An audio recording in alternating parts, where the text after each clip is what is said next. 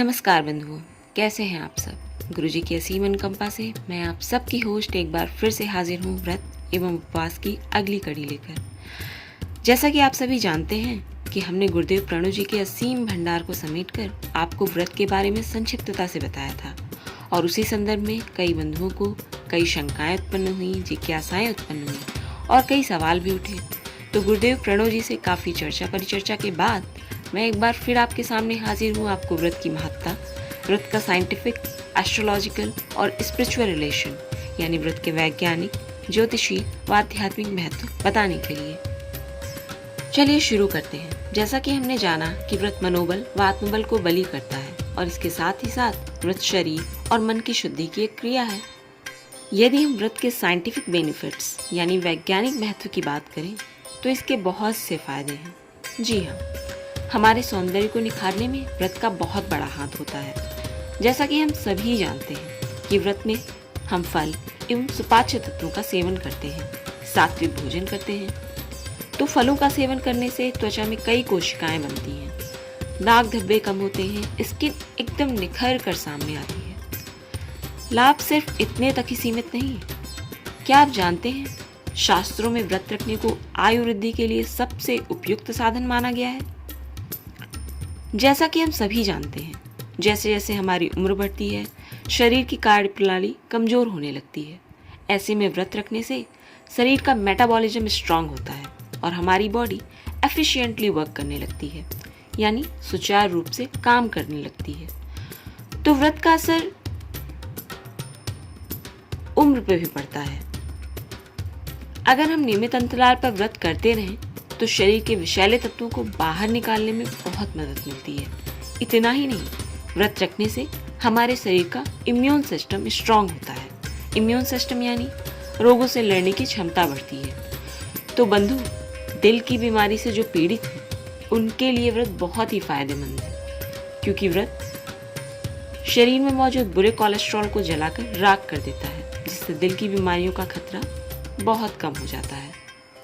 ये तो हो गए कुछ वैज्ञानिक महत्व। अब आते हैं आध्यात्मिक महत्व पर। इससे पहले कि हम वीडियो को आगे बढ़ाएं, मैं आप सभी से गुजारिश करती हूँ कि हमारे चैनल को लाइक करें, सब्सक्राइब करें और अपने बंधुओं के साथ अधिक से अधिक शेयर करें और हमें कमेंट बॉक्स में यह भी बताएं कि आप किन किन टॉपिक्स पर वीडियो चाहते हैं। इस तरह से हमारा मनोबल भी बढ़ेगा और ज्ञान चर्चा की धाराएं अविरल बहती रहेंगी।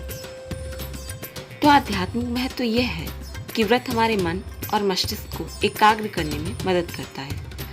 आध्यात्मिकता के लिए साधन की आवश्यकता होती है। साधन क्या है? यह हमारा शरीर है, हमारा मन है और हमारी आत्मा है। यह शरीर, मन और आत्मा ये सभी ही तो आध्यात्मिक पथ के आध्यात्मिक लक्ष्य की प्राप्ति के लिए हैं। और दर्शन शास्त्र अर्थात फिलॉसफी भी तो यही कहती है कि हमारा साध्य जितना पवित्र हो, साधन भी उतना ही पवित्र होना चाहिए। तो जब हम ईश्वर की प्राप्ति का प्रयास कर रहे हैं, ईश्वर हमारा साध्य है, तो हमारा साधन अर्थात मन, शरीर और आत्मा भी पवित्र होने चाहिए। धीरे धीरे व्रतों से, नियमों से, उपवासों से हमारा मनोबल अच्छा हो गया, आत्मबल अच्छा हो गया, मन और आत्मा दोनों शुद्ध हो गए और साथ ही हमारा शरीर भी प्योरीफाई होता गया, यानी शुद्ध होता गया, अर्थात सब कुछ परफेक्ट हो रहा है।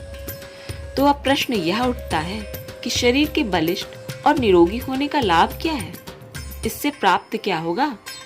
तो बताती चलूं कि फिर हमारी आध्यात्मिक उन्नति अच्छी होने लगेगी, क्योंकि तब हम एक आसन पर कई घंटे लगातार बैठ सकते हैं, क्योंकि हम बिना किसी अवरोध के अपने मन को परमात्मा में लगा सकते हैं।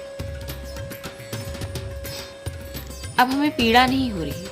जरा सोचिए, जिन्हें सर्वाइकल प्रॉब्लम है, कमर में दिक्कत है, वो मेरुदंड सीधा करके कितनी देर बैठ सकते हैं? वो कैसे करेंगे साधना? कैसे होगी उनकी कुंडलिनी शक्ति सक्रिय? तो शरीर को स्वस्थ रखना बहुत आवश्यक है और उपवास या व्रत उसका सशक्त माध्यम है। आपका ध्यान कैसे लग पाएगा जब आपके हृदय में, आपके पेट में पीड़ा होती रहेगी, आपको खांसी आती रहेगी या आपको जुकाम रहेगी? आप मानसिक जप कैसे करेंगे जब जुकाम से सांस अवरुद्ध हो जा रही है? अतः परमेश्वर की प्राप्ति के लिए भी शरीर का स्वस्थ होना बहुत आवश्यक है, मन का निरोगी होना बड़ा आवश्यक है और आत्मा का प्रबल होना भी बड़ा आवश्यक है। जिन भी विशेष तिथियों को हम किसी विशेष ग्रहों के, विशेष देवताओं के लिए व्रत रखते हैं, उनके लिए उपवास रखते हैं, उस दिन उस ग्रह की, उस इष्ट की विशेष ऊर्जा प्राप्त होती है और यह प्राप्त होने वाली दिव्य ऊर्जा हमारे जीवन की नकारात्मकता को कम करके जीवन में अनुकूलता का संचार करती है। व्रत कितना बलवती होता है, इसके कई सारे उदाहरण हमारे पुराणों में दिए हुए हैं। अब देवी पार्वती जी को ही ले लीजिए। शिव जी को पाने के लिए, उन्हें आत्मसात करने के लिए, उन्हें प्रेम अर्पित करने के लिए उन्होंने तीज का व्रत किया। और तो और महाभारत में गांधारी ने अपनी आंखों पे पट्टी बांधी। आंखों पर पट्टी भी तो एक प्रकार का व्रत ही था, प्रतिज्ञा ही थी। और यह उस व्रत का, उस नियम का ही तो प्रभाव था कि उनके अंदर इतना तेज आ गया कि वो किसी के भी शरीर को वज्र बना सकती थी।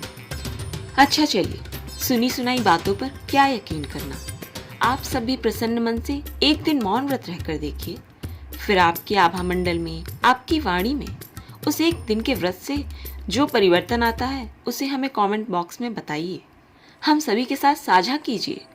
आपको निश्चित तौर पर स्वयं में सकारात्मकता का अनुभव होगा।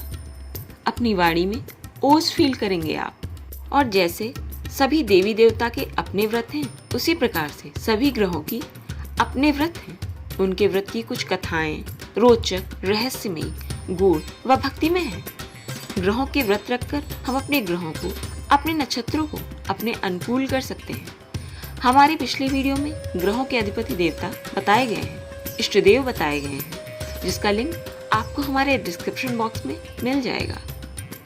किन देवी देवता के उपवास, किन देवी देवता के व्रत, किस ग्रह के व्रत आपके लिए ज्यादा अनुकूल हैं, अनिवार्य हैं, कौन आपके ऑरा और ऊर्जा से मैच करेगा, कौन आपके आभा मंडल के अनुकूल होगा, यही पहचानना एक ज्योतिषी का काम है। उपाय तो बहुत सारे हैं, अनंत हैं। उपायों की तो कोई गणना ही नहीं, कोई सीमा ही नहीं है। उपायों की गणना तो वही गिन सकता है जिसने अपने सिर के बाल, आकाश में तारे और ब्रह्मांड में आकाश गंगाओं की गणना कर ली हो। आपके अनुकूल कौन सा उपवास है, कौन सा व्रत, यह हम अपने अगले वीडियो में जल्द ही बताएंगे। अपने आने वाले वीडियोस में हम सारे ग्रहों के बारे में बताएंगे, चंद्र से शुरू करके शनि, राहु, केतु तक, कि यदि कोई ग्रह आपके प्रतिकूल है तो उसको अपने अनुकूल कैसे बनाएं और अपने जीवन में कैसे परिवर्तन लाएं। इसी कड़ी के साथ आप सबसे विदा लेती हूँ। हमसे जुड़े रहने के लिए आप सभी का धन्यवाद। तब तक के लिए लाइक करें, शेयर करें और सब्सक्राइब करें। जय हिंद, जय गुरुदेव, जय भाग्यनेत्र।